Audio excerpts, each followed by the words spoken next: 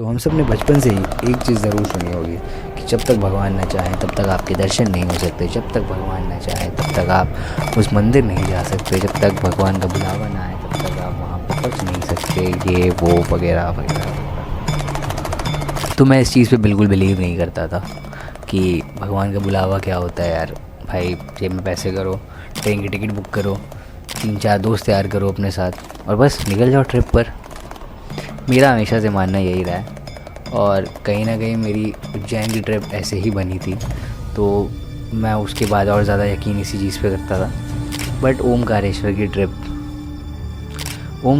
Trip ने मुझे कहीं ना कहीं गलत साबित कर दिया और मुझे कहीं ना कहीं इस बात पे बिलीव करना पड़ा कि लिटरली जब तक भगवान न चाहे तब तक आप उनके मंदिर पर आकर भी आपको उनके दर्शन नहीं मिल सकते।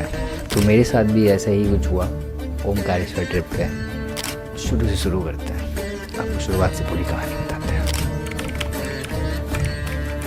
फाइनली उज्जैन की इतनी सडन ट्रिप के बाद, जो कि बहुत ही ज़्यादा अच्छी ट्रिप थी, तो उस ट्रिप के बाद फिर हम प्लान करते हैं हमारी दूसरी ट्रिप जो कि थी ओमकारेश्वर मंदिर। तो भोपाल में 3-4 दिन बिताने के बाद जो भी कॉलेज का हमारा काम था, मैंने वो कॉलेज के काम ख़त्म करने के बाद हम निकलते हैं प्रॉपरली शाम की या दोपहर की ट्रेन करके खंडवा के लिए। खंडवा स्टेशन रात में पहुंचते हैं और फिर वहाँ से 1.5-2 घंटे की दूरी पर था ओमकारेश्वर मंदिर का रास्ता। तो हमें पहुँचते रात हो जाती। तो रात में हम एक हमारे साथ थे प्रियदेव, तो हम उन्हीं के घर पे स्टे करते हैं रात में, उनका घर ही वहीं था। और उसके बाद में दूसरे दिन सुबह उठ के हम निकल जाते हैं मंदिर के दर्शन करने, प्रॉपरली फ्रेश होके। सदा वसन्तं हृदयारविन्दे भवं भवानी सहितं नमामि, भवं भवानी सहितं नमामि।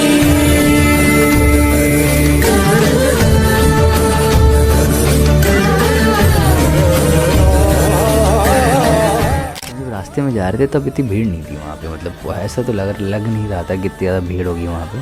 तो हम मंदिर पहुँचते हैं दर्शन करने के लिए, लग तो यही रहा था आराम से हो जाएंगे दर्शन, चीज़ें आराम से हो जाएंगी सारी, बट ऐसा कुछ हो नहीं पाया। हम मंदिर पहुंचते हैं और लिटरली भाई इतनी ज़्यादा भीड़ कि मतलब उस भीड़ में सांस लेना तक मुश्किल हो गया था। इतनी धक्का मुक्की हो रही थी कि मैं बता नहीं सकता, मैं रिकॉर्ड भी नहीं कर पाया वो चीज़ें। और बट टाइम इसलिए नहीं था क्योंकि हमने अपनी तीसरी ट्रिप प्लान कर ली थी जो कि थी हमारी बनारस, तीसरा ज्योतिर्लिंग। अब तो मैं इस चक्कर में था कि मतलब बस जितनी जल्दी हो पाए भाई ज्योतिर्लिंग पूरे कर लो। तो भाई हम दर्शन तो नहीं कर पाए वहाँ पे, तो मूड काफ़ी अपसेट हो गया था मेरा। भाई मैं बहुत ज़्यादा उस पर था कि मुझे करना है पर नहीं हो सकता था भाई, और क्या कर सकते थे। फिर हम निकलते हैं वहाँ से, तो हमें किसी ने बताया कि नदी को उस पार करके, मतलब जो नदी है वो बेसिकली नर्मदा नदी थी, तो नर्मदा नदी को पार करके उस पार करके ममलेश्वर मंदिर है। तो उस मंदिर के दर्शन करने बहुत ज़रूरी होते हैं। अगर आप ओमकारेश्वर जाएँ और आपको मतलब आपका ज्योतिर्लिंग तभी पूरा माना जाएगा जब आप ओमकारेश्वर ममलेश्वर के दर्शन कर लेते हैं दोनों के।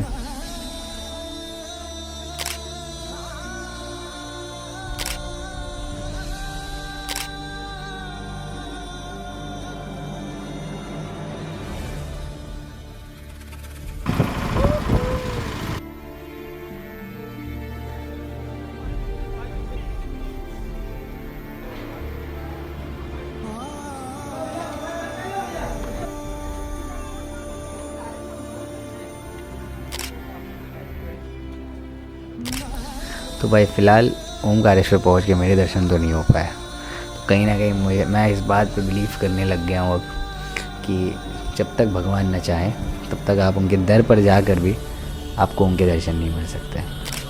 कहीं ना कहीं मुझे ऐसा लगता है कि मैंने बहुत ज़्यादा जल्दबाजी कर दी, इसलिए शायद मेरे ओमकारेश्वर के दर्शन नहीं हो पाए। पर मैं आऊँगा ओमकारेश्वर मंदिर एक बार फिर आऊँगा, और इस बार आऊँगा तो सिर्फ और सिर्फ ओमकारेश्वर मंदिर के लिए ही आऊँगा कि मैं सिर्फ आऊँ और ओमकारेश्वर के दर्शन करके जाऊँगा। बट ठीक है यार, अब जो था नसीब में, किस्मत में जो लिखा वही हो सकता था। जहाँ के दर्शन लिखे हैं तो वही हो सकते हैं। तो हम मतलब मंदिर से हम प्रॉपरली निकलते हैं उनके घर के लिए, घर पे खाना पीना खा के फिर हम निकल जाते हैं वहाँ से खंडवा के लिए, क्योंकि हमारी रात की ट्रेन थी बनारस की खंडवा से।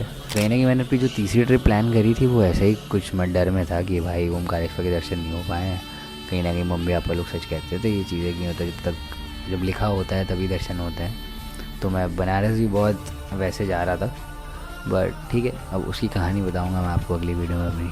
प्लीज लाइक शेयर सब्सक्राइब जरूर कर दीजिएगा और हो सके तो वीडियो को बहुत सारा प्यार दीजिएगा। तब तक के लिए मिलते हैं आपसे अगली वीडियो में। हर हर महादेव।